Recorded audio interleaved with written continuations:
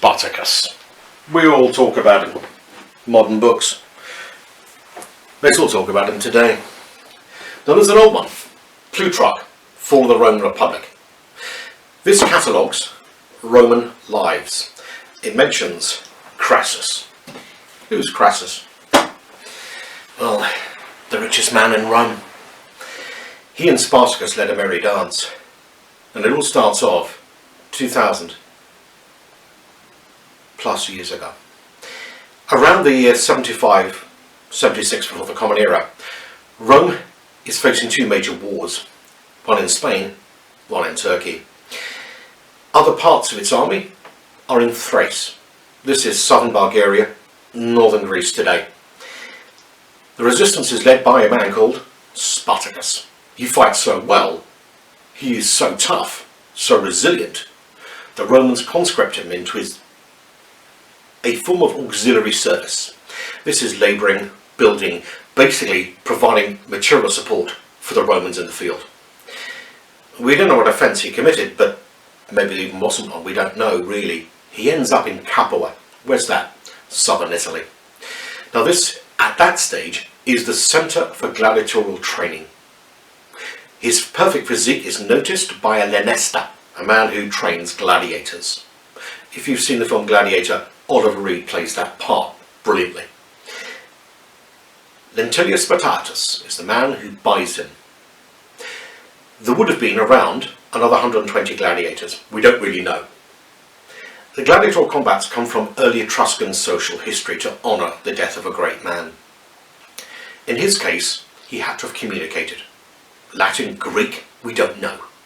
The point is this, they break out. 70 of them. Possibly an inside job.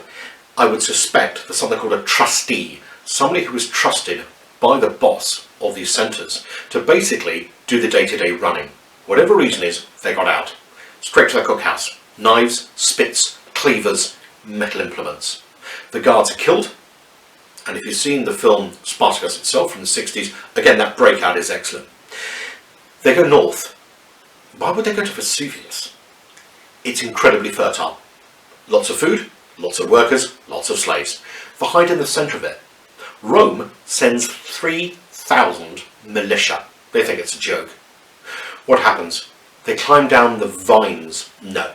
They climb down the ropes that we used to train the vines around Vesuvius, grapes for wine.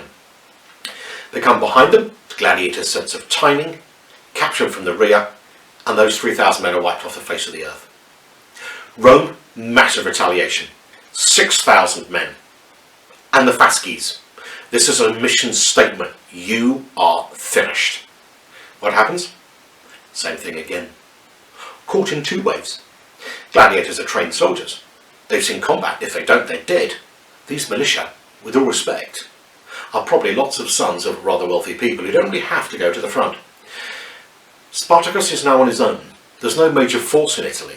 As I say, they're in Spain or Turkey, Thrace, wherever it may happen to be. They're not inside Italy. We've had a war inside Italy for 100 years. They go to modern Metaponto, Crotone. This is southern Italy, in the boot. At that boot part, it's really hard to access, except from the sea. So when pirates turn up, doing deals for the loot you've got, and he pillaged, Spartacus said, no, I want iron, brass, tin, copper, whatever metal you've got, we'll take it. I need to forge an army. Because we're going to go to the Alps, the length of Italy, we're going to have to fight our way there, and we're going home. So what happens? Spartacus's problem is there's so many different nationalities, all over the Mediterranean.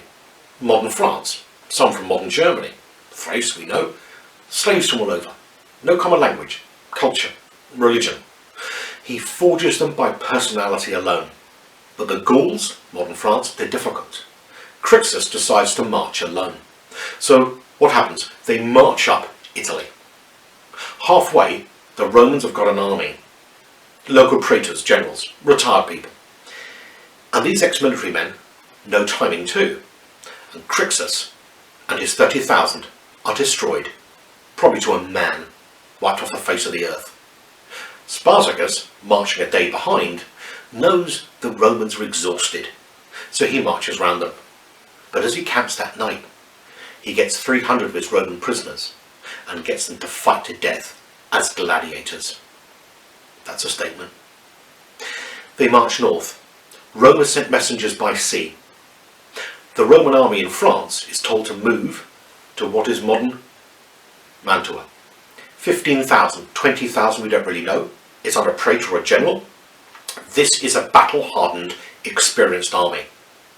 There are around 80,000 in Spartacus's army. And quite simply, the Romans are overwhelmed. There's just too many of them. There's a good fight. I reckon up to a quarter to a third of Spartacus's army is killed or wounded. But they're just simply overwhelmed. And according to many, they will go home to freedom. My experience is there's no cheap airline in Mantua. No taxi, no railway, no coach. In fact, you go to Switzerland, there's not even any roads. They don't even know where their home is.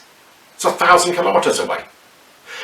So quite simply, they march back. Spartacus, what's in his head? If I can find my way back to Thrace, I'll go back to my village, which probably doesn't exist anymore. But I stay here, I'm the general of an army that's unmatchable. So they go back. And that's when the Roman Senate goes, OMG. The richest man in Rome by a long way is Crassus, the arch businessman. He hires an army, 40,000, out of his own pocket. Why? You want to be big in Rome, money helps, but military triumph, that is the thing, the triumph. What happens? He goes after Spartacus.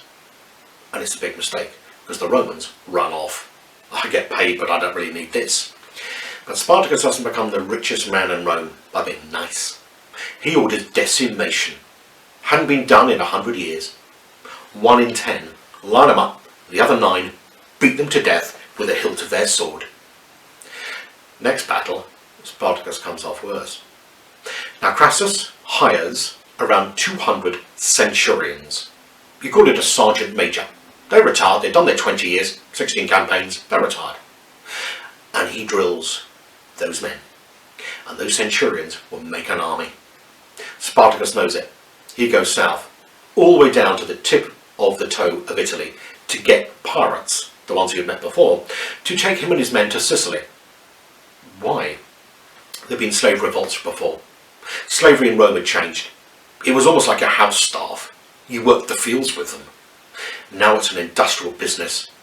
Those rebellions in Sicily have made the owners of slaves in Rome and its empire ruthless. Not only for money, you've got to pay those soldiers at the frontier, 250,000 of them. And not only that, you're scared of them. So because of that, you're ruthless with them. Spartacus is trapped. Crassus comes down. He builds a wall. His entire army build this wall. And the Romans, that's their stock in trade. Spartacus attacks. Loses 6,000 men, nearly 10% of his army, in a day. Crassus has trapped him. So Spartacus says, I'll do a deal. You have me and my leading generals. Let my people go free. And you can have me and all the plunder I've got. But how can a Roman do a bargain with a slave? Crassus was a knight of Rome. The wealthiest man there was, a member of the Senate, a general in the army.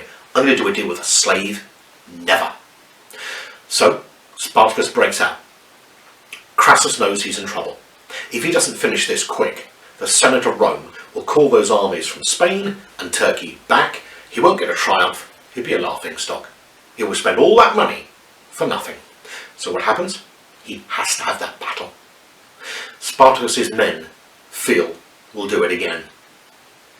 Near Paestum, in Italy, on the west side, on the coast, the river Lanius, the final showdown. And it's the greatest piece of theatre in Hollywood. Spartacus calls for his horse. Bring me my horse. In front of his entire army, he kills it. His men, generals, why? If we win this battle, we'll have 50,000 Roman horses. If we lose, I'm dead, so I won't need to run anyway. The battle is sketchy. According to Appian, Spartacus is wounded in the thigh. I don't know. Nobody knows who he looks like in the Roman army. And quite simple, it's a bloodbath. Those centurions have trained brilliantly.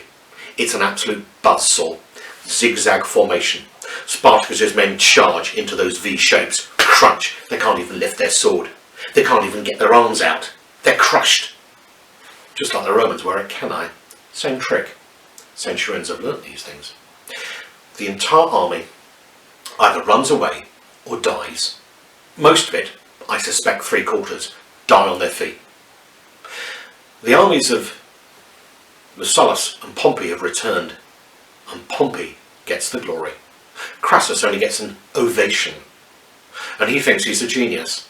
So he will go off to what is modern Iraq on another escapade, and he will die. 1/4 to 20% of that army of Spartacus is run down to the south.